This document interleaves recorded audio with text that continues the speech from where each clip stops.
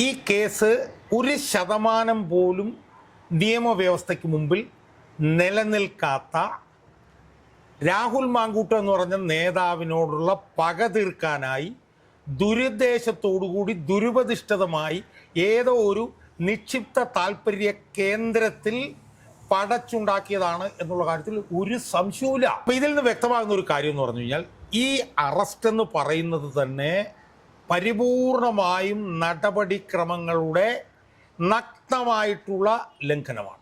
അയാൾക്ക് അടിവസ്ത്രം മേടിച്ചു കൊടുക്കുന്നു, അയാൾക്ക് കോസ്മെറ്റിക്സ് മേടിച്ചു കൊടുക്കുന്നു, വാച്ച് മേടിച്ചു കൊടുക്കുന്നു, അയാളെ 2 പ്രാവശ്യം UK കൊണ്ടുപോകുന്നു, അയാൾക്ക് ഫ്ലാറ്റ് മേടിച്ചു കൊടുക്കാന്ന്. ഞാൻ പറഞ്ഞു ഇത് എവിടെ ആരെ ഞാൻ പറഞ്ഞു ഇതുപോലത്തെ ഈ കള്ളപ്പരാതികളൊക്കെ എഴുതി കൊടുക്കുമ്പോൾ എന്തെങ്കിലും ഒരു സെൻസ് അതിനകത്ത് കൊണ്ടുവരണ്ടേ? നമസ്കാരം. ഒന്നാമത്തെയും രണ്ടാമത്തെയും ശ്രമം പാളിപ്പോയതിനു ശേഷം കേരള പോലീസ് ആ സാഹസികമായ ദൗത്യം വിജയകരമായി പൂർത്തീകരിച്ചിരിക്കുന്നു. 3ാം പീഡന കേസിൽ രാഹുൽ മാങ്കൂട്ടത്തിലിനെ അറസ്റ്റ് ചെയ്തിരിക്കുന്നു.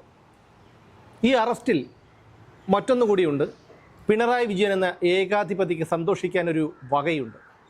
ഇടോ വിജയ എന്ന് വിളിച്ച് സംസാരിച്ചതിൻ്റെ പേരിലാണ് രാഹുൽ മാങ്കൂട്ടത്തിലിനെ CPM-ൻ്റെ യുവജന സംഘടനകൾ ഉൾപ്പെടെയുള്ള അന്തം കമ്മികൾ ആക്രമിച്ചത്. അവരൊക്കെ ഇപ്പോഴും സമൂഹ മാധ്യമങ്ങളിൽ പറഞ്ഞുകൊണ്ടിരിക്കുന്നത് അതാണ്. അതൊക്കെ അവിടെ നിൽക്കുമ്പോഴും നമ്മുടെ ഈ ഒരു അറസ്റ്റ്, രാഹുൽ മാങ്കൂട്ടത്തിലിൻ്റെ എല്ലാവിധ മാനദണ്ഡങ്ങളും ലംഘിച്ചുകൊണ്ടുള്ള ചട്ടവിരുദ്ധമായിട്ടുള്ള ഈ അറസ്റ്റ്, അതിനെക്കുറിച്ച് താങ്കൾക്ക് എന്താണ് പറയാനുള്ളത്? അതായത് ഞാൻ ഇങ്ങോട്ട് വരുമ്പോഴത്തേക്കും ബസ്സിലിരിക്കുമ്പോൾ മുൻ DGP ആയിട്ടുള്ള ശ്രീമാൻ TP സെൻകുമാറിൻ്റെ ഒരു പോസ്റ്റ് വായിക്കാനുണ്ട്. എനിക്കത് അവിടെ നിന്ന് നമുക്ക് തുടങ്ങാം. അതെ, കാരണം 2 ദിവസം മുമ്പ് മിനിഞ്ഞാന്ന് മറ്റേ രാത്രി 12 മണിക്കാണല്ലോ ഏതാണ്ട് 8 പോലീസുകാർ അയാൾ താമസിച്ചിരുന്ന ഹോട്ടലിലേക്ക് കടന്നു കയറി അവിടെ റിസപ്ഷനിലിരുന്ന ആളുകളുടെ ഉൾപ്പെടെ മൊബൈൽ ഫോണെല്ലാം പിടിച്ചെടുത്ത് പോയിട്ട് അയാളെ അറസ്റ്റ് ചെയ്യുന്നു. അപ്പോൾ തുടക്കത്തിൽ എനിക്ക് തോന്നുന്നു നമ്മൾ പറയേണ്ടത് ഈ അറസ്റ്റുമായി ബന്ധപ്പെട്ടുള്ള നടപടിക്രമങ്ങളിലെ ലംഘനം, എനിക്ക് നമ്മൾ അവിടുന്ന് വേണം തുടങ്ങാൻ. അപ്പോൾ അത് സംബന്ധിച്ച് മുൻ DGP ആയിട്ടുള്ള TP സെൻകുമാർ ചോദിക്കുന്ന ചോദ്യങ്ങളുണ്ട്. ഒന്ന്, ഒരു ബലാത്സംഗ പരാതി കാനഡയിൽ നിന്നും ഇമെയിലായി പരാതിക്കാരി SHOയ്ക്ക് BNSS വകുപ്പ് 171(1)(2) പ്രകാരം SHOയ്ക്ക് ലഭിച്ചിട്ടുണ്ടോ? 173(1)(2) പ്രകാരം ലഭിച്ചിട്ടുണ്ട്. 2, അപ്രകാരം ലഭിച്ചിട്ടുണ്ടെങ്കിൽ 3-ാം ദിവസം പരാതിക്കാരിയെ വിളിച്ചു വരുത്തുന്നതിന് പോലീസ് ഓഫീസർ റിപ്ലൈ മെയിൽ അയച്ചിട്ടുണ്ടോ? 3 റിപ്ലൈ മെയിൽ അയച്ചിട്ടുണ്ടെങ്കിൽ പരാതിക്കാരി സ്റ്റേഷനിൽ വന്ന് ഇമെയിൽ ഒപ്പിട്ട് നൽകിയോ? 4, അങ്ങനെ നൽകിയാൽ മാത്രമല്ലേ കേസ് രജിസ്റ്റർ ചെയ്യാൻ കഴിയൂ? 5, നിയമവിരുദ്ധമായിട്ടാണ് കേസ് രജിസ്റ്റർ ചെയ്തെങ്കിലും പരാതിക്കാരിയെ BNSS വകുപ്പ് 184(1) പ്രകാരം കേസെടുത്ത തീയതി മുതൽ 23 മണിക്കൂറിനകം അതിജീവിതയെ വൈദ്യപരിശോധന നടത്തിയോ? അങ്ങനെ വൈദ്യപരിശോധന പോലും നടത്താതെ എങ്ങനെയാണ് 35(1)(b) പ്രകാരം പരാതി വിശ്വാസയോഗ്യമാകുക? എങ്ങനെയാണ് വകുപ്പ് 47(1) പ്രകാരം അറസ്റ്റിൻ്റെ കാരണങ്ങൾ അറിയിക്കാൻ കഴിയുക?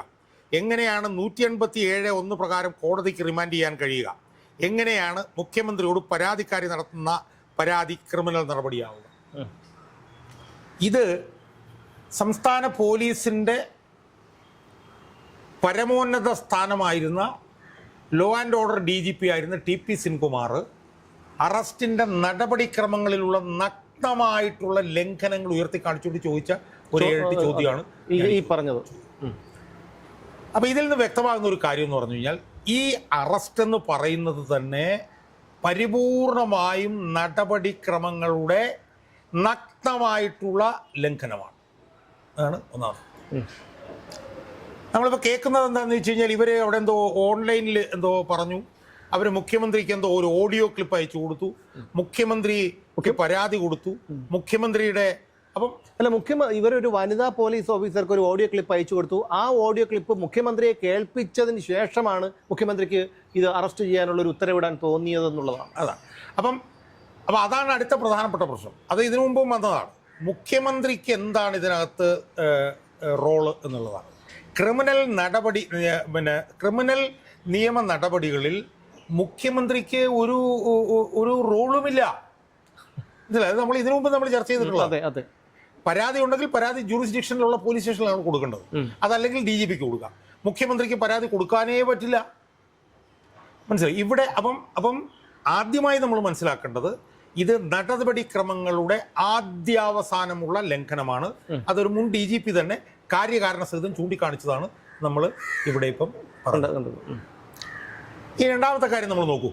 നമ്മളത് പറയുമ്പോഴത്തേക്കും ഒരു പൊതുപ്രവർത്തകൻ എന്നുള്ള നിലയിൽ എൻ്റെ ഒരു നിലപാട് എനിക്ക് ആദ്യമായിട്ടൊന്ന് വ്യക്തമാക്കേണ്ടതുണ്ട് എന്നെനിക്ക്. രാഹുൽ മാങ്കൂട്ടൻ ചെയ്ത പല കാര്യങ്ങളോട് എനിക്കിപ്പോഴും ഒരു യോജിപ്പുമില്ല. ഒരു പൊതുപ്രവർത്തകന് യോജിക്കാത്ത ഒരുപാട് നടപടിക്രമങ്ങൾ അയാളുടെ ഭാഗത്ത് നിന്ന് വന്നിട്ടുണ്ട് എന്ന് അയാൾക്കെതിരെ ഈ പരാതികൾ വരുന്നതിന് വളരെ മുമ്പ് തന്നെ പറഞ്ഞൊരു പൊതുപ്രവർത്തകനാണ് ഞാൻ. ഒന്ന്. രണ്ട്, അയാളുടെ സ്ത്രീകളോടൊന്നുള്ളതല്ല പുരുഷന്മാരോടുള്ള പെരുമാറ്റത്തിലും അഹങ്കാരവും താൻ പ്രമാണിത്തവും ഉണ്ടെന്നുള്ള ആരോപണം വരെ വളരെ നേരത്തെ ഞാൻ ഉന്നയിച്ചിട്ടുണ്ട്. ഇപ്പോഴും ധാർമ്മികമായി പൊതുപ്രവർത്തകന് ചേരാത്ത ഒരുപാട് നടപടിക്രമങ്ങൾ സ്ത്രീകളുമായി ബന്ധപ്പെട്ട അയാൾക്കുണ്ട് എന്നുള്ളത് തന്നെയാണ് എൻ്റെ ഉറച്ച വിശ്വാസം. അവിടെ നിന്നാണ് ഞാൻ തുടങ്ങുന്നത്. പക്ഷേ ഈ കേസ് നമ്മളെടുത്ത് പരിശോധിച്ച് നോക്കുമ്പോൾ നമുക്ക് മനസ്സിലാക്കാൻ കഴിയുന്നത് ഈ കേസ് 1% പോലും നിയമവ്യവസ്ഥയ്ക്ക് മുമ്പിൽ നിലനിൽക്കാത്ത രാഹുൽ മാങ്കൂട്ടം എന്ന് പറഞ്ഞ നേതാവിനോടുള്ള പക തീർക്കാനായി ദുരുദ്ദേശത്തോടുകൂടി ദുരുപദിഷ്ടതമായി ഏതോ ഒരു നിക്ഷിപ്ത താല്പര്യ കേന്ദ്രത്തിൽ പടച്ചുണ്ടാക്കിയതാണ് എന്നുള്ള കാര്യത്തിൽ ഒരു സംശയവുമില്ല. നമ്മളിപ്പോൾ ആദ്യത്തെ 2 പരാതികൾ എടുത്ത് നോക്കി. ആദ്യത്തെ പരാതി എന്ന് പറഞ്ഞാൽ അത് തെരഞ്ഞെടുപ്പിന് ഒരുപാട് കാലം മുമ്പ് വന്നു. അത് പോയി അന്വേഷിക്കാൻ പോലും പറ്റിയില്ല. ആ പരാതി രണ്ടാമത് വന്നത് പഞ്ചായത്ത് തിരഞ്ഞെടുപ്പ് പ്രഖ്യാപിച്ചതിന് ശേഷമാണ്. അതെ, പഞ്ചായത്ത് തിരഞ്ഞെടുപ്പ് പ്രഖ്യാപിച്ചതിന് ശേഷം ശബരിമല കൊള്ള പോലുള്ള വിഷയങ്ങൾ മറച്ചു വെക്കാൻ വേണ്ടിയിട്ടാണ് ആ സമയത്താണത് വന്നത്. അപ്പോൾ അതിൻ്റെ ടൈമിംഗ് എന്ന് പറയുന്നത് വളരെ കൃത്യമായി ദുരുദ്ദേശപരമാണ്. 2, ആ പരാതിയും മുഖ്യമന്ത്രിക്ക് നേരിട്ടാണ് കൊടുത്തത്. മുഖ്യമന്ത്രിക്ക് നേരിട്ട് അതിജീവിതം വന്നിട്ട് കൊടുക്കുകയാണ്. അവിടെയും പ്രശ്നം. 2, ആദ്യത്തെ പരാതി കോടതിയിൽ വരുന്നതിന് അതിൻ്റെ വാദത്തിന് വരുന്നതിൻ്റെ തൊട്ടു തലേന്നാണ് രണ്ടാമത്തെ പരാതി വരുന്നത്. രണ്ടാമത്തെ പരാതി വന്നപ്പോഴും പ്രശ്നം ഉണ്ടായിരുന്നു. കാരണം രണ്ടാമത്തെ പരാതി ആർക്കാണ് കൊടുത്തത്? രണ്ടാമത്തെ പരാതി KPC പ്രസിഡന്റാണ് കൊടുത്തത്. അയാൾക്ക് എന്ത് കാര്യമാണല്ലോ ഇതിനകത്തുള്ളത്? അതെ, മനസ്സിലായത്. രണ്ടാമത്തെ പരാതിയിലും ഒരുപാട് വൈരുദ്ധ്യങ്ങൾ ഉണ്ടായിട്ടുണ്ട്. ഇപ്പോൾ മൂന്നാമത്തെ പരാതി വന്നിരിക്കുന്നു. നമ്മൾ ഈ മൂന്നാമത്തെ പരാതിയെക്കുറിച്ച് ചർച്ച ചെയ്യുന്നതിന് മുമ്പ് ആദ്യത്തെ 2 പരാതികളെ കുറിച്ചിട്ട് കുറച്ചുകൂടി നമ്മൾ ചർച്ച ചെയ്യേണ്ടതുണ്ട്. കാരണം ആദ്യത്തെ 2ാമത്തെ പരാതികൾ നിയമവ്യവസ്ഥയ്ക്ക് മുമ്പിൽ കോടതികൾക്ക് മുമ്പിൽ ചെന്നതാണ്. ആ 2 പരാതികളും അത് സംബന്ധിച്ചിട്ടുള്ള കോടതി വിധികൾ വെച്ച് നമ്മൾ ഒന്നിലധികം തവണ നമ്മൾ ചർച്ച ചെയ്തിട്ടുണ്ട്. അതിൽ ആദ്യത്തെ പരാതിയിൽ മുൻകൂർ ജാമ്യം നിഷേധിച്ചപ്പോഴും കോടതി 2 കാര്യങ്ങൾ പറഞ്ഞു. ഒന്ന്, ബലാത്സംഗം തെളിയിക്കപ്പെട്ടിട്ടില്ല, അസന്നിഗ്ധമായി കോടതി പറഞ്ഞു. എന്നാൽ ഗർഭഛിദ്രം നടത്താൻ നിർബന്ധിച്ചോ എന്ന് സംശയം തോന്നുന്ന ഒരു ഫോൺ സംഭാഷണം ഇയാളും ഈ ആദ്യത്തെ പരാതിക്കാരിയുമായിട്ടുണ്ട് എന്നതിൻ്റെ അടിസ്ഥാനത്തിലാണ് ആദ്യത്തെ പരാതിയിൽ മുൻകൂർ ജാമ്യം നിഷേധിച്ചത്. ആദ്യത്തെ പരാതിയിൽ മുൻകൂർ ജാമ്യം നിഷേധിച്ച അതേ ന്യായാധിപ തന്നെയാണ് രണ്ടാമത്തെ കേസിൽ ആദ്യത്തെ പരാതിയിൽ മുൻകൂർ ജാമ്യം നിഷേധിച്ച അതേ ന്യായാധിപ തന്നെയാണ് രണ്ടാമത്തെ പരാതിയിൽ മുൻകൂർ ജാമ്യം കൊടുത്തത്. അതേ ജഡ്ജി തന്നെ. അതിലും ഈ പറഞ്ഞതുപോലെ ഒന്നും തെളിയിക്കാൻ പറ്റിയിട്ടില്ല, ബലാത്സംഗം തെളിയിക്കാൻ പറ്റിയിട്ടില്ല, ഇതൊന്നും തന്നെ തെളിയിക്കാൻ പറ്റിയിട്ടില്ല എന്ന് പറഞ്ഞിട്ട് ഞാൻ തീർന്നില്ല. ഈ 2 കേസുകളും ഹൈക്കോടതിന് മുമ്പിൽ ചെന്നു. ഈ 2 കേസുകളും ഹൈക്കോടതിന് മുമ്പിൽ ചെന്നു. മുൻകൂർ ജാമ്യം കൊടുത്ത കേസിൽ 21-ാം തീയതി വരെ നോട്ട് ടു അറസ്റ്റ് ഉത്തരവിട്ടു ഹൈക്കോടതി. മുൻകൂർ ജാമ്യം നിഷേധിച്ച കേസിലും അതിൻ്റെ അപ്പീൽ ഹൈക്കോടതിയിൽ നിലനിൽക്കുകയാണ്. അപ്പോൾ ഇതാണ് ഇതിനു മുമ്പുള്ള 2 കേസുകളുടെ ലീഗലായിട്ടുള്ള ഒരു സ്റ്റാറ്റസ്. ഈ 2 കേസുകളുടെ ലീഗൽ സ്റ്റാൻഡിംഗ് ആണ് ഞാനിപ്പോൾ പറഞ്ഞത്. 2ഉം ഹൈക്കോടതിയിൽ നിൽക്കുക. അതിൻ്റെ പശ്ചാത്തലത്തിലാണ് 3ാമത്തെ കേസ് ഉയർന്നു വന്നത്. 3ാമത്തെ കേസ് ഉയർന്നു വന്നപ്പോൾ താൻ അന്വേഷണവുമായി സഹകരിക്കാൻ തയ്യാറാണെന്നും തന്നെ എപ്പോൾ വിളിച്ചാലും താൻ അന്വേഷണ സംഘത്തിന് മുന്നിൽ വരാൻ തയ്യാറാണെന്നും ഒന്നിലധികം തവണ രാഹുൽ മാങ്കൂട്ടം അന്വേഷണ സംഘത്തെ അറിയിച്ചതായിട്ടാണ് നമുക്ക് മനസ്സിലാക്കാൻ കഴിയുന്നത്. അങ്ങനെ ഇരിക്കെ ഇത്ര നാടകീയമായി ഈ നടപടിക്രമങ്ങൾ ലംഘിച്ചുകൊണ്ടുള്ള അറസ്റ്റ് എന്ന് പറയുമ്പോൾ തന്നെ അത് നിയമവ്യവസ്ഥ എടുത്ത് തോട്ടിലെറിയും എന്നുള്ള കാര്യത്തിൽ ഒരു സംശയമില്ല. അല്ല, പക്ഷേ ഇതിൽ നമ്മൾ ശ്രദ്ധിക്കേണ്ട ഒരു കാര്യം, ഒന്നാമത്തെയും രണ്ടാമത്തെയും പരാതിയിൽ നിന്ന് വ്യത്യസ്തമായിട്ട് ചില വകുപ്പുകൾ കൂടി ചേർത്തിട്ടുണ്ട്, പരാതിക്കാരി ചേർത്തിട്ടുണ്ട്. അതായത് അവരെ സാമ്പത്തികമായി ചൂഷണം ചെയ്തു, ഫ്ലാറ്റ് വാങ്ങാൻ നിർബന്ധിച്ചു, അങ്ങനെയുള്ള ചില പരാമർശങ്ങൾ കൂടി പരാതിക്കാരി നടത്തിയിട്ടുണ്ട്. അതായത് അതൊന്നും ഒന്നാം പരാതിയിലും രണ്ടാം പരാതിയിലും ഇല്ലാതിരുന്നൊരു കാര്യമാണ്. അപ്പം ഞാൻ സൂചിപ്പിച്ചതുപോലെ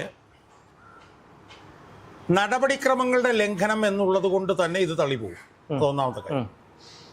ഈ രണ്ടാമത്തെ കാര്യം, നമുക്ക് പരാതിയിലേക്ക് വരാം. പരാതിയിലേക്ക് വരുമ്പോൾ നമ്മൾ ആദ്യം പരിശോധിക്കേണ്ട ഒരു പ്രധാനപ്പെട്ട വിഷയം എന്ന് പറഞ്ഞാൽ ഈ 3 പരാതികളിലും ചില സമാനതകളുണ്ട് എന്ന് നമ്മൾ ആദ്യം പരിശോധിക്കണം. അതെ അതെ അതെ. അതിൽ ആദ്യത്തെ പരാതിക്കാരിയും വിവാഹിതയായിരുന്നു, മൂന്നാമത്തെ പരാതിക്കാരിയും വിവാഹിതയായിരുന്നു, രണ്ടാമത്തെ പരാതിക്കാരി വിവാഹിത അല്ലായിരുന്നു. ഈ 3 പരാതികളിലും ഈ രാഹുൽ മാങ്കൂട്ടം ബലാത്സംഗം ചെയ്തതായി പരാതിയുണ്ട്. ആദ്യത്തെ പെൺകുട്ടിയെ ബലാത്സംഗം ചെയ്തിട്ടുണ്ട്, രണ്ടാമത്തേനും മൂന്നാമത്തേനും ബലാത്സംഗം ചെയ്തു. ഈ 3 പരാതികളിലും കുട്ടി വേണം എന്ന് ഇയാൾ ആവശ്യപ്പെട്ടു. അപ്പൊ ആ നിലയിൽ നോക്കുമ്പോൾ ഈ 3 പരാതികൾ തമ്മിൽ സമാനതകളുണ്ട്. അപ്പൊ അതുകൊണ്ട് തന്നെ ഈ 3 പരാതികൾ ഒരു കേന്ദ്രത്തിൽ തയ്യാറാക്കപ്പെട്ടതാണോ എന്നുള്ള സംശയം സ്വാഭാവികമായും ഉയരാം. അതെ, ഉയർന്നിട്ടുണ്ട്. ഇതിനകം തന്നെ സമൂഹത്തിൽ ചോദ്യം ഉയർന്നുണ്ട്. എന്ന് മാത്രമല്ല, ഇതിലെ രണ്ടാമത്തെ പരാതി പിന്നെ പരാതി വരുന്നതിന് മുമ്പ് തന്നെ ക്രൈംബ്രാഞ്ചിന് അറിയാമായിരുന്നുവെന്നും ഈ പരാതിക്കാരി സമ്മർദ്ദത്തിന്റെ അടിസ്ഥാനത്തിലാണോ ഈ പരാതി തയ്യാറാക്കിയത് എന്നുള്ള ചോദ്യം ബഹുമാനപ്പെട്ട കോടതി തന്നെ രണ്ടാമത്തെ പരാതിയുടെ പരാമർശിച്ചിട്ടുണ്ട്. അതായത് രണ്ടാമത്തെ പരാതിയുടെ അവസാനത്തെ വാക്കെന്താണെന്നറിയോ?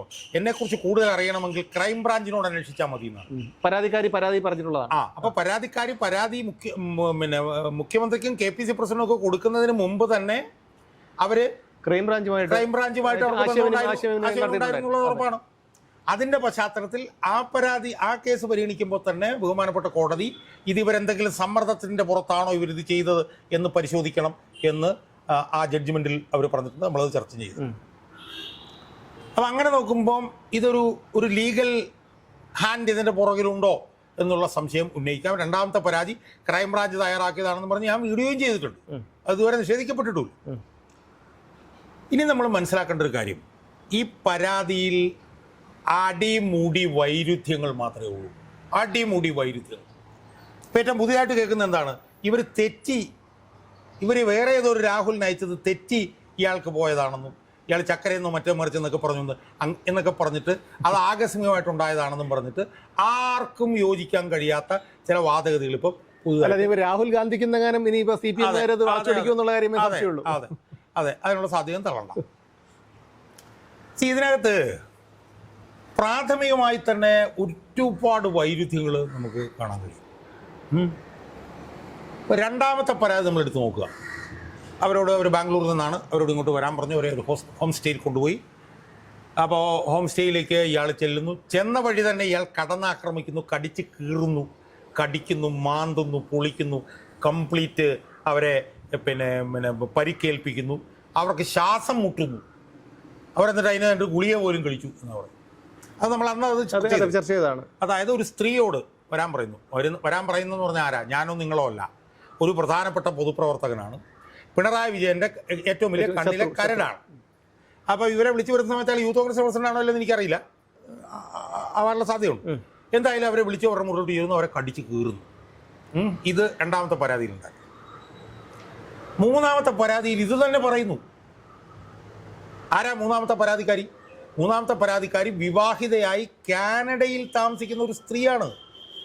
അപ്പോൾ കാനഡയിൽ താമസിക്കുന്ന സ്ത്രീ എന്ന് പറഞ്ഞു കഴിഞ്ഞാൽ അവർക്ക് വിദേശത്തൊക്കെ പോയി താമസിക്കാൻ കഴിയുന്ന നിലയിലുള്ള കാര്യശേഷിയും കാര്യപ്രാപ്തിയൊക്കെ ഉള്ള ഒരു സ്ത്രീയാണ്. അതെ അതെ അതെ, വിവാഹിതയാണ്.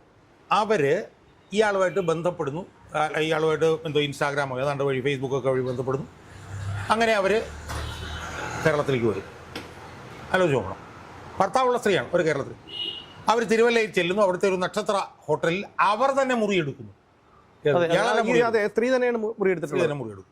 മുറിയെടുത്തിട്ട് അവിടെ കാത്തിരിക്കുന്നു. ഇയാൾ അവിടെ ചെല്ലുന്നു, ചെന്ന വഴി തന്നെ ഇയാൾ വാതിലോർന്നകത്തേക്ക് കയറുന്നു. ചോദ്യം പറഞ്ഞില്ലൊന്നുമില്ല. ഇവരെ അങ്ങ് മാന്തി പറിക്കുന്നു, ഇവരെ കംപ്ലീറ്റ് പരിക്കേൽപ്പിക്കുന്നു, മുഖത്ത് തുപ്പുന്നു. ഇത് നമ്മൾ ആലോചിക്കണം. ഒരു സ്ത്രീ എന്തോ ചെയ്യുന്നു. അല്ല, ഞാൻ ചോദിച്ചോട്ടെ, ഈ ലൈംഗികത എന്ന് പറയുമ്പോഴത്തേക്ക് എല്ലാ മനുഷ്യനും ആ സമയത്തുള്ള ഒരു സംഭവം, അവിടെ എങ്ങനെയാണ് ഈ തുപ്പലൊക്കെ വരുന്നതാണ് എനിക്ക് മനസ്സിലാക്കുന്നത്. അതാണ് അതായത് വിദേശത്തുനിന്ന് വരുന്ന ഒരു സ്ത്രീയെ ഒരു പ്രധാനപ്പെട്ട പൊതുപ്രവർത്തകൻ ആദ്യമായി കാണുമ്പോൾ ഇങ്ങനെ തുപ്പുകയും മാന്തി പൊളിക്കുകയും പിന്നെ കടിച്ചു കീറുമൊക്കെയാണ് ചെയ്യുന്നെന്നുള്ളത് എത്ര ആലോചിച്ചിട്ടും നമുക്ക് മനസ്സിലാവുന്നില്ല. ഇപ്പം കണ്ട് കഴിഞ്ഞ് പരിചയപ്പെട്ട് കഴിഞ്ഞ് ഒരു 4-5 ദിവസമോ അല്ലെങ്കിൽ ഒരാഴ്ചയോ ഒക്കെ കഴിഞ്ഞ് കാണുമ്പോൾ ബലാത്സംഗം ചെയ്തെന്ന് പറഞ്ഞാൽ നമുക്ക് വേണമെങ്കിൽ പിന്നെയും വിശ്വസിക്കാം. പക്ഷേ ഇത് വിദേശത്ത് വരുന്ന ഒരു സ്ത്രീ, അവരെ കാണുന്നത് തന്നെ ആദ്യമായിട്ട് കാണുന്ന ഒരു പ്രധാനപ്പെട്ട പൊതുപ്രവർത്തകർ അവിടെ ചെന്ന ഉടനെ തന്നെ തുപ്പുന്നു. എനിക്ക് മനസ്സിലാകാത്തൊരു കാര്യം എന്താണെന്ന് വെച്ചാൽ, ഈ തുപ്പുകയും മാന്തുകയും കടിക്കുകയും ഒക്കെ ചെയ്യുന്നതിൻ്റെ ഇടയിൽ എങ്ങനെയാണ് ഈ ലൈംഗികാസക്തി നിലനിൽക്കുന്നത് എന്ന് എനിക്ക് മനസ്സിലാവാറ്. ഒന്നാമത്തെ. രണ്ടാമത്തെ പറയുന്നത് എന്താ, ഗർഭധാരണത്തിന്റെ സമയമായിരുന്നു. അതെ. അല്ല, എൻ്റെ ഒരു സംശയം എന്താണെന്നറിയോ, ഈ 3 അതിജീവിതമാരും ഈ ഓവുലേഷന്റെ സമയത്താണോ അത് കറക്റ്റ് ആയിട്ടാണോ ഈ പീഡനത്തിന് പോകുന്നത്? അല്ല, അതാണ് അല്ല, എനിക്ക് അങ്ങനെ സംശയം. അതായത് ഓവുലേഷന്റെ സമയത്താണ് ഇത് നടന്നത്. സ്വാഭാവികമായും ഈ സ്ത്രീ ആ സമയത്ത് ഒരു പുരുഷനിങ്ങനെ ചെയ്യുമ്പോൾ സ്വബോധമുള്ള ഒരു സ്ത്രീയാണ് അവരെങ്കിൽ, അവർക്ക് തലയ്ക്കകത്ത് എന്തെങ്കിലും ഒരു കോമൺ സെൻസ് ഉള്ള സ്ത്രീയാണെങ്കിൽ അവർ റെസിസ്റ്റ് ചെയ്യില്ലേ? ഇത് നിങ്ങളെന്താണ് ഈ കാണിക്കുന്നത്? നിങ്ങൾ ആദ്യമായിട്ട് തന്നെ കാണുമ്പോൾ ഇങ്ങനെയാണോ ചെയ്യുന്നത്? നിങ്ങൾ എന്താ ഇത് എന്ന് ചോദിച്ച് റെസിസ്റ്റ് ചെയ്യല്ലേ? അല്ല, ഇനി അവിടെ മറ്റൊരു വിഷയം കൂടിയുണ്ട്. അതായത് ഈ സ്ത്രീ പറഞ്ഞിരിക്കുന്നത് ഭർത്താവുമായിട്ടുള്ള സ്വരച്ചേർച്ചയുടെ ഭാഗമായിട്ടാണ് രാഹുൽ മാങ്കൂട്ടത്തിലേക്ക് വന്നത്. ഇല്ലായ്മയുടെ ഭാഗമായി, സ്വരച്ചേർച്ചയില്ലായ്മയുടെ ഭാഗമായിട്ടാണെന്നാണ്. പക്ഷേ ഇവരുടെ ഭർത്താവും ഇവരും ഒരുമിച്ചാണ് നാട്ടിലേക്ക് വന്നതെന്നും ഈ സംഭവം, അതായത് രാഹുൽ മാങ്കൂട്ടത്തിൽ അവരെ റേപ്പ് ചെയ്തതു എന്ന് പറഞ്ഞതിന് ശേഷവും ഇവരുടെ ഭർത്താവും ഇവരുമായി ടൂർ പോയിട്ടുണ്ടെന്നും രാഹുൽ മാങ്കൂട്ടത്തിൽ അയാളുടെ ജാമ്യാപേക്ഷയിൽ പറഞ്ഞിട്ടുണ്ട് എന്നാണ് അറിയുന്നത്. ഞാൻ പറഞ്ഞത് എനിക്കതിനെ കുറിച്ച് അറിയില്ല, ഞാൻ പറഞ്ഞത്രേ ഉള്ളൂ. നമ്മൾ കോമൺ സെൻസിക്കലായി നോക്കുമ്പോൾ നടക്കാൻ ഒരു സാധ്യതയില്ലാത്ത കാര്യം. ഇനി ഞാനിപ്പോൾ കേൾക്കുന്ന എന്തോ 2024 എന്തോ ഫെബ്രുവരി 18 അങ്ങോട്ടാണ് ഈ സംഭവം. അല്ല, ഏപ്രിലാണ് ഇത് നടക്കുക. 2024 ഏപ്രിലും കഴിഞ്ഞു, 2025 ഏപ്രിലും കഴിഞ്ഞു, 2026 ജനുവരി, ഏതാണ്ട് ഒരു 1.5-2 വർഷത്തിന് ഇപ്പം ഇനിയിപ്പോൾ 2 വർഷം ആകാനായിട്ട് 10 മാസവും 2 വർഷമായി. അപ്പം നമുക്ക് മനസ്സിലാവാത്തൊരു കാര്യം എന്താണെന്ന് ചോദിച്ചാൽ, ഏതൊരു സ്ത്രീയാണ് തന്നെ ആദ്യം കാണുമ്പോൾ തന്നെ ചവിട്ടാനും തുപ്പാനും തന്നെ മാന്തി പൊളിക്കാനും കീറാനും വരുന്ന ഒരുത്തനെ അക്കോമഡേറ്റ് ചെയ്യുക? ഏതെങ്കിലും ഒരു സ്ത്രീക്ക് അത് ചെയ്യാൻ പറ്റുമോ? അതും ഈ പറഞ്ഞ പോലെ ഗർഭധാരണത്തിൻ്റെ സമയത്ത് തന്നെ ബലാത്സംഗം ചെയ്യാൻ വന്നവൻ, അവൻ ഏത് ദൈവം തമ്പുരാനാണെങ്കിലും എന്തെങ്കിലും സെൻസ് ഉള്ള ഒരു സ്ത്രീ ആണെങ്കിൽ ആ സ്ത്രീ അപ്പം പോലീസ് സ്റ്റേഷനിലേക്ക് പോകില്ലേ? പോലീസ് സ്റ്റേഷനിലേക്ക് പോയിട്ട് അവരപ്പം പരാതി കൊടുക്കില്ലേ? അല്ല, ഇനിയിപ്പോൾ അവിടെ രാഹുൽ ഇത്തരത്തിൽ ആക്രമിക്കാൻ ശ്രമിച്ചു എന്ന് തന്നെ ഇരിക്കട്ടെ, അവരെ റെസിസ്റ്റ് ചെയ്തിട്ട് ഇവർ ചെയ്യേണ്ടത് എന്താണ്? അപ്പോൾ രാഹുൽ തീർച്ചയായിട്ടും രാഹുലിൻ്റെ സ്ഥാനത്ത് ആരാണെങ്കിലും ഭയപ്പെടും. കാരണം ഈ സംഭവം അറിഞ്ഞു കഴിഞ്ഞാൽ സാധാരണ വ്യക്തിയെ പോലെ അല്ല രാഹുലിൻ്റെ കാര്യം. അവിടെ അവരത് ചെയ്തിട്ടില്ല എന്നുള്ളതാണ്. ഇവിടെ നമ്മൾ പാഠമാക്കേണ്ടത്, ഇപ്പോൾ നോർത്ത് ഇന്ത്യയിൽ ഒരു BJP നേതാവിന് ഹൈക്കോടതി ജാമ്യം കൊടുത്ത ഒരു കേസുണ്ടല്ലോ സാർ, എന്താ സെൻകാറല്ല, ഒരു പെൺകുട്ടിയെ, പ്രായപൂർത്തിയാകാത്ത പെൺകുട്ടിയെ റേപ്പ് ചെയ്യുകയും ഒരു BJP MLA അവരുടെ ആ കുട്ടിയുടെ അച്ഛനെയും കൊലപ്പെടുത്തിയല്ലോ. അപ്പോൾ ആ കുട്ടിയൊക്കെയാണ് ഇവരൊക്കെ പാഠമാക്കേണ്ടത്. അതായത് ഒന്നത്, 2 അവർ റെസിസ്റ്റ് ചെയ്തില്ല, അവർ പരാതി കൊടുത്തില്ല, ഏതാണ്ട് 1.25 വർഷം കഴിയുന്നു. അടുത്ത പ്രധാനപ്പെട്ട പ്രശ്നം എന്താ, തന്നെ ഇത്രയും അതിക്രൂരമായി ആക്രമിച്ച ഒരാളുമായി പിന്നീടും അവർ ബന്ധം സ്ഥാപിക്കുന്നു. അതെ, അതെങ്ങനെ കഴിയുമെന്നുള്ളത് നമുക്ക് മനസ്സിലാവാതെ. ഞാനിപ്പോൾ എന്നെ ഇൻ്റർവ്യൂ ചെയ്യാനായിട്ട് വേറൊരു വനിത വന്നിരുന്നു. അവരോട് ഞാൻ ചോദിച്ചു, നിങ്ങൾക്ക് ഈ അനുഭവം ഉണ്ടായിക്കഴിഞ്ഞാൽ നിങ്ങൾ ഇങ്ങനെ പെരുമാറുമോ? അവരോട് എൻ്റെ സാറേ ഒരിക്കലും അതെങ്ങനെ സാറേ എങ്ങനെ പെരുമാറാൻ പറ്റുന്നതെന്ന് ചോദിക്കും. എന്നിട്ട് അവർ രണ്ടാമത് ബന്ധം സ്ഥാപിക്കുന്നു. ബന്ധം സ്ഥാപിച്ചു കഴിഞ്ഞ് അവന് UK പോകാനുള്ള ടിക്കറ്റ് എടുത്തു കൊടുക്കുന്നു, അവന് ഫ്ലാറ്റ് മേടിക്കുന്നതിനെ കുറിച്ച് ആലോചിക്കുന്നു, അവന് വാച്ച് മേടിച്ചു കൊടുക്കുന്നു, അവന് വില കൂടിയ അടിവസ്ത്രം വരെ മേടിച്ചു കൊടുക്കുന്നു, കോസ്മെറ്റിക് ഐറ്റംസും ഉണ്ട്, എല്ലാം മേടിച്ചു കൊടുക്കുന്നു. അപ്പം ഇതൊക്കെ എങ്ങനെയാണ് ഒരു സെൻസിബിളായിട്ട് നമുക്ക് ഇതിനോടൊക്കെ യോജിക്കാൻ പറ്റുന്നതെന്നുള്ളത് എത്ര ആലോചിച്ചിട്ടും മനസ്സിലാവില്ല. എനിക്ക് മറ്റൊരു കാര്യം കൂടി ഇതിൽ ചോദിക്കാനുണ്ട്. അതായത് നമ്മുടെ ജീവിതത്തിൽ, നമ്മുടെ കുടുംബ ജീവിതത്തിൽ ഒരു വിഷയം ഉണ്ടായി എന്നിരിക്കട്ടെ. കാരണം ഈ ഒരു സ്ത്രീ ചെറുപ്പക്കാരിയായിരിക്കുമല്ലോ. അതായത് രാഹുലിൻ്റെ ഏകദേശം അതിന് 5 വയസ്സോ മറ്റോ താഴെയുള്ള പ്രായക്കാരിയായിരിക്കാം, അല്ലെങ്കിൽ അത് സമാന പ്രായക്കാരിയായിരിക്കാം. നമ്മുടെ കുടുംബത്തിലോ അല്ലെങ്കിൽ നമുക്കോ ഇതുപോലൊരു വിഷയം വരുമ്പോൾ നമ്മൾ സ്വാഭാവികമായിട്ടും ആരെയാണ് സമീപിക്കുന്നത്? ഒന്നുകിൽ നമ്മളുടെ മാതാപിതാക്കളോട് പറയും, അല്ലെങ്കിൽ കുടുംബാംഗങ്ങളോട് പറയും, സുഹൃത്തുക്കളോട് പറയും, ഇതല്ലെങ്കിൽ സമുദായ സംഘടനകളോട് പറയും, അതല്ലെങ്കിൽ പോലീസ് സ്റ്റേഷൻ, അതിനപ്പുറം അങ്ങേയറ്റം പോയി കഴിഞ്ഞാൽ ഫാമിലി കോർട്ട്. ഇതിനപ്പുറം ഒരു പരിചയവുമില്ലാത്ത ഒരാളെ സമൂഹ മാധ്യമത്തിലൂടെ പരിചയപ്പെട്ട് ആ ആളിനെ ഈ താനും തൻ്റെ ഭർത്താവും തമ്മിലുള്ള വിഷയം തമ്മിലുള്ള പൊരുത്തക്കേട് അതിന് പരിഹാരം കാണാനായി വിളിക്കുന്നു എന്ന് പറഞ്ഞാൽ അത് എത്രത്തോളം വിശ്വാസയോഗ്യമാണ്? അല്ല, ഞാൻ പറഞ്ഞത് അതിപ്പോ MLA അടുത്തവർ ചെന്നു എന്നുള്ളത് തീർത്തും അസ്വാഭാവികമായിട്ട് ഞാൻ കാണുന്നില്ല. ചിലപ്പോൾ അത് എങ്ങനെ കാണാൻ കഴിയും? കാരണം MLA എന്ന് പറയുമ്പോൾ MLAക്ക് ഇതിൽ എന്താണ് ചെയ്യാൻ കഴിയുക? ഞാൻ പറഞ്ഞത് MLA എന്ന് പറയുന്നത് ഒരു പൊതുപ്രവർത്തകനാണല്ലോ. അതിപ്പോ എന്തെങ്കിലും പ്രത്യേക സാഹചര്യത്തിൽ അങ്ങനെ വന്നു ഇരിക്കുക. ഈ വന്നു എന്ന് നമ്മൾ വന്ന കാര്യം നമ്മൾ അംഗീകരിക്കുകയാണെങ്കിൽ പോലും ഇത് നടന്നിരിക്കുന്ന കൊണ്ട് അങ്ങേയറ്റം വൈരുദ്ധ്യമാണ്.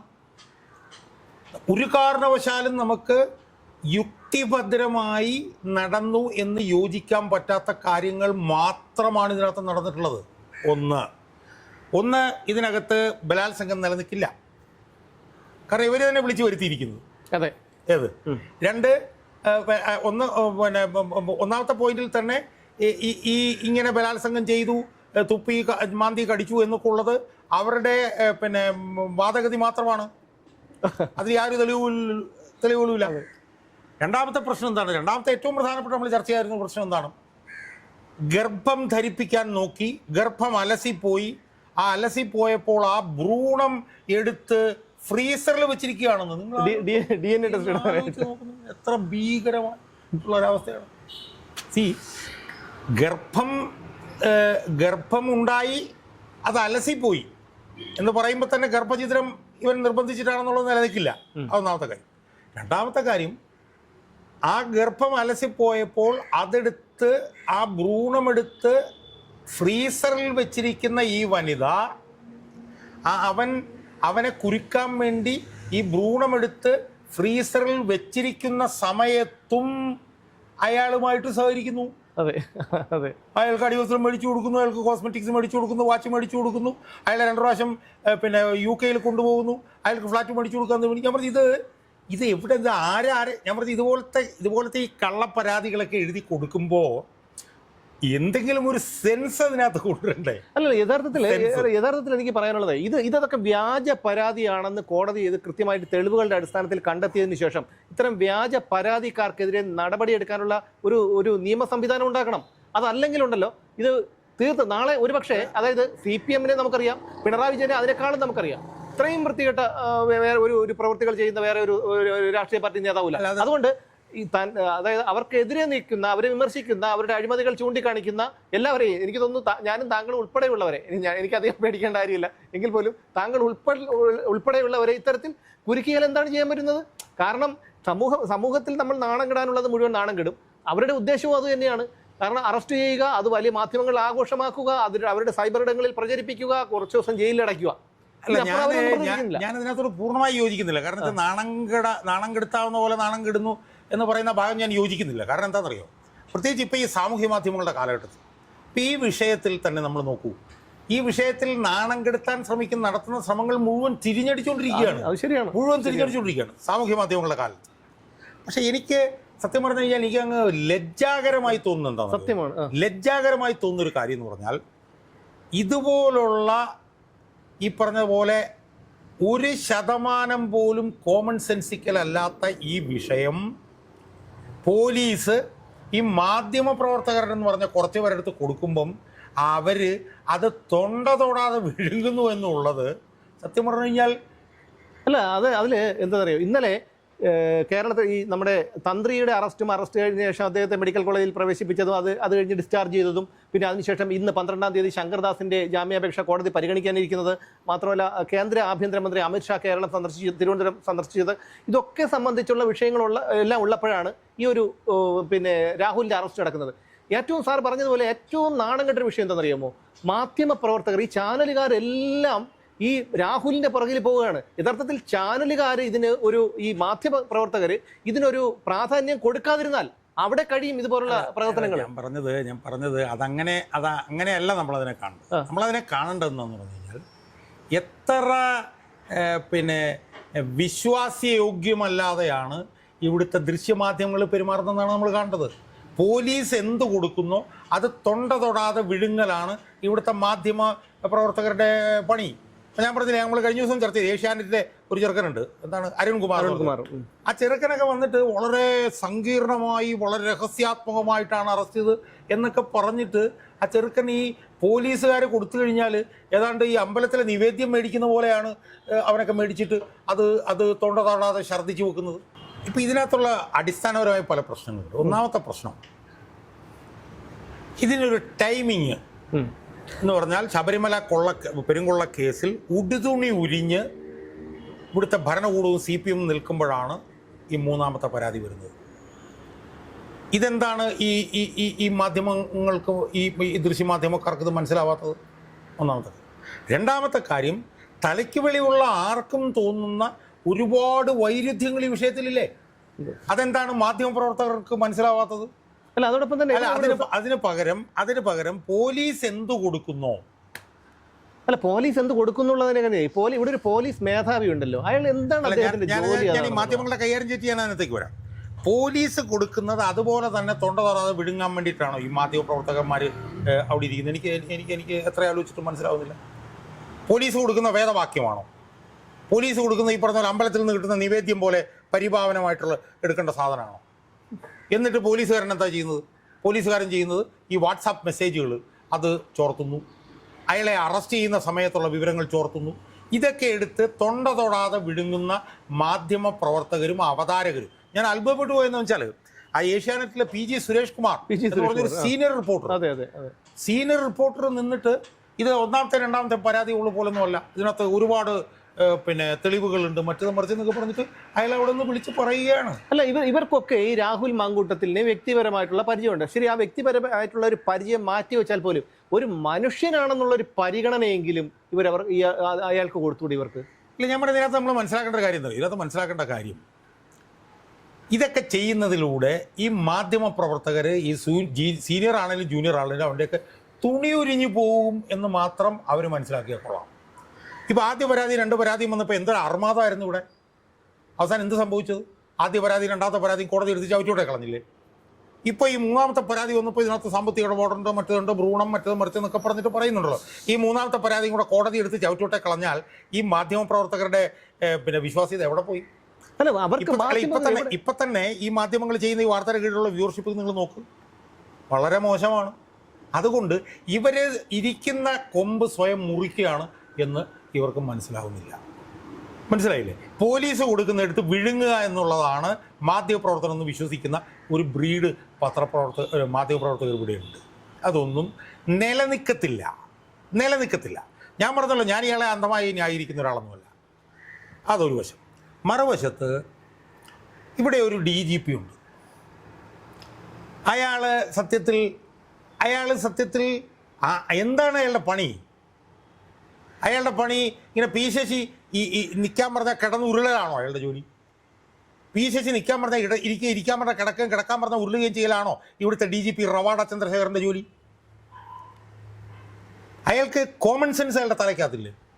ഞാൻ തന്നെ നേരിട്ട് അയാളെ കണ്ടിട്ടുള്ള ഒരു പ്രാവശ്യം കണ്ടൊരു കാര്യം പറഞ്ഞപ്പോൾ, ഞാൻ ശ്രീജിത്തുമായി ബന്ധപ്പെട്ട വിഷയം പറഞ്ഞപ്പോൾ, അല്ല അത് സർക്കാരിൻ്റെ 4 അതിരുകൾക്കുള്ളിൽ നിന്നല്ലേ നമുക്ക് പ്രവർത്തിക്കാൻ പറ്റുള്ളൂ എന്നൊരു DGP എന്നോട് ചോദിക്കുകയാണ്.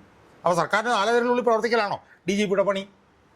ഈ കാര്യത്തിൽ തന്നെ ആദ്യാവസാനം നടപടിക്രമങ്ങളുടെ ലംഘനമല്ലേ അയാൾ നടത്തിയിട്ടുള്ളത്? അയാൾക്ക് ആ കസേരയിലിരിക്കാനുള്ള 1% യോഗ്യതയെങ്കിലും അയാൾക്കുണ്ടോ? ഒരു സർക്കാർ എന്ത് വൃത്തികേട് പറഞ്ഞു കഴിഞ്ഞാലും അത് ചെയ്തു കൊടുക്കലാണോ ഒരു DGPയുടെ ജോലി? അപ്പോൾ അതുകൊണ്ട് അയാൾക്ക് ആ സ്ഥാനത്തിരിക്കാനുള്ള ഒരു യോഗ്യതയും അയാൾക്കില്ല. മനസ്സിലായില്ലേ?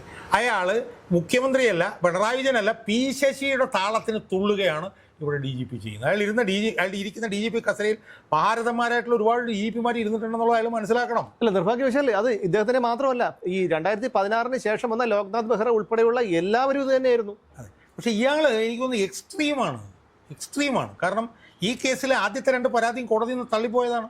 സ്വാഭാവികമായിട്ടും മൂന്നാമത്തെ പരാതി വരുമ്പോഴത്തേക്കും അത് നിയമവിരുദ്ധമായി ചെയ്യാതിരിക്കാനുള്ള ഉത്തരവാദിത്വം അയാൾക്കില്ലേ?